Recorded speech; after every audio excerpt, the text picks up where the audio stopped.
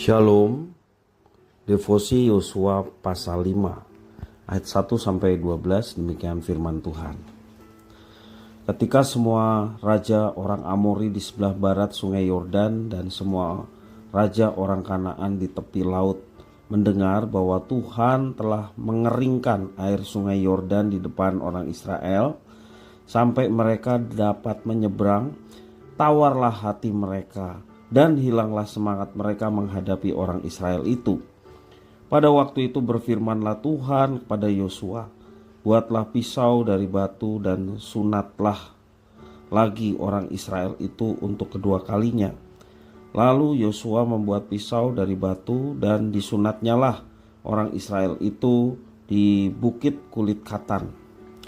Inilah sebabnya Yosua menyunat mereka, semua orang yang keluar dari Mesir, yakni yang laki-laki. Semua prajurit telah mati di padang gurun di tengah jalan setelah mereka keluar dari Mesir. Sebab semua orang yang keluar dari Mesir itu telah bersunat, tetapi semua orang yang lahir di padang gurun dalam perjalanan sejak keluar dari Mesir belum disunat. Sebab 40 tahun lamanya orang Israel itu berjalan melalui padang gurun sampai habis mati seluruh bangsa itu, yakni prajurit yang keluar dari Mesir yang tidak mendengarkan firman Tuhan.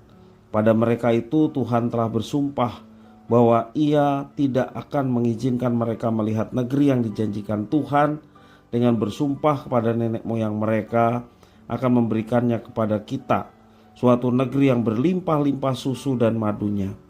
Tetapi anak-anak mereka yang telah dijanjikannya ganti mereka itulah yang disunat Yosua, sebab mereka belum bersunat karena mereka tidak disunat dalam perjalanan. Setelah seluruh bangsa itu selesai disunat, maka tinggallah mereka di tempatnya masing-masing di perkemahan itu sampai mereka sembuh. Dan berfirmanlah Tuhan kepada Yosua, hari ini telah kuhapuskan celah Mesir itu daripadamu. Itulah sebabnya nama tempat itu disebut Gilgal sampai sekarang. Sementara berkemah di Gilgal, orang Israel itu merayakan Paskah pada hari yang ke-14 bulan itu, pada waktu petang di dataran Yeriko. Lalu pada hari sesudah Paskah mereka makan hasil negeri itu, yakni roti yang tidak beragi dan bertih gandum pada hari itu juga. Lalu berhentilah mana itu pada keesokan harinya setelah mereka makan hasil negeri itu.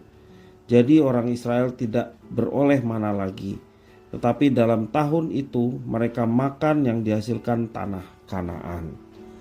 Demikian firman Tuhan. Yosua memimpin bangsa Israel memasuki tanah perjanjian seperti yang telah dijanjikan Tuhan kepada nenek moyang Israel. Banyak raja negeri yang tawar hatinya karena mendengar peristiwa Israel menyeberang sungai Yordan. Pasalnya bangsa Israel mendatangi wilayah itu dengan mujizat yang luar biasa. Yordan menjadi kering dan mereka bisa menyeberang. Cerita itulah yang membuat mereka menjadi ciut hatinya untuk menghadapi Israel. Angkatan yang memasuki tanah Kanaan merupakan generasi kedua. Mereka lahir di gurun ketika keluar dari perbudakan Mesir. Generasi ini berbeda dengan yang pertama, yaitu mereka tidak bersunat. Dan oleh karena itu Tuhan memerintahkan pada Yosua untuk membuat pisau dan menyunat mereka. Bagaimana dengan generasi pertama?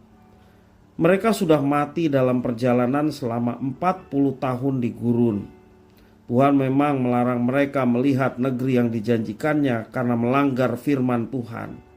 Namun Yosua telah menyunat angkatan yang lahir di padang gurun sebagai ganti dosa dari pendahulu mereka. Ini sangat menyenangkan hati Tuhan. Hari ini telah kuhapuskan celah Mesir itu daripadamu.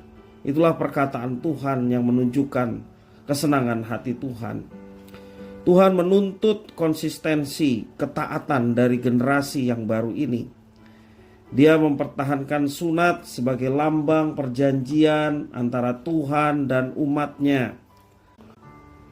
Tuntutan untuk tetap taat akan membuat hidup penuh dengan tantangan.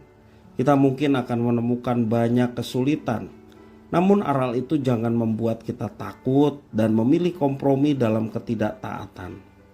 Kesukaran apapun yang timbul karena ketaatan, percayalah bahwa Tuhan pasti menolong. Cepat atau lambat, tangan Tuhan yang terulur menolong, menyangga, menopang setiap umatnya. Musuh ketaatan adalah kompromi. Sederhananya, kompromi berarti menurunkan derajat nilai dari yang seharusnya kita patuhi. Dalam keraguan, bercampur dengan hasrat kotor, kita mulai meragukan kebenaran dan mengurangi bobot pengertian tentangnya. Dalam dunia kerja misalnya, demi mendapat simpati dari atasan, bisa saja kita mulai bermain dengan firman.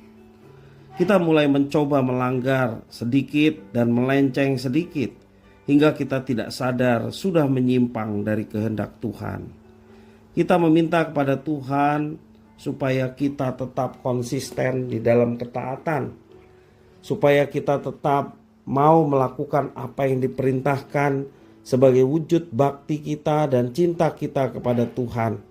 Maka segala sesuatu yang kita lakukan dengan cinta, kita lakukannya dengan tulus. Terlebih semuanya itu kita lakukan untuk Tuhan. Dia melihat apa yang kita perbuat, maka buatlah hatinya senang karena Dia tahu sampai kedalaman hati kita. Kalau Tuhan senang, seperti Israel diberkati Tuhan, demikian juga umat Tuhan yang baru, pastinya Tuhan yang akan menuntun dan memberkati dalam setiap kehidupan. Tuhan Yesus memberkati.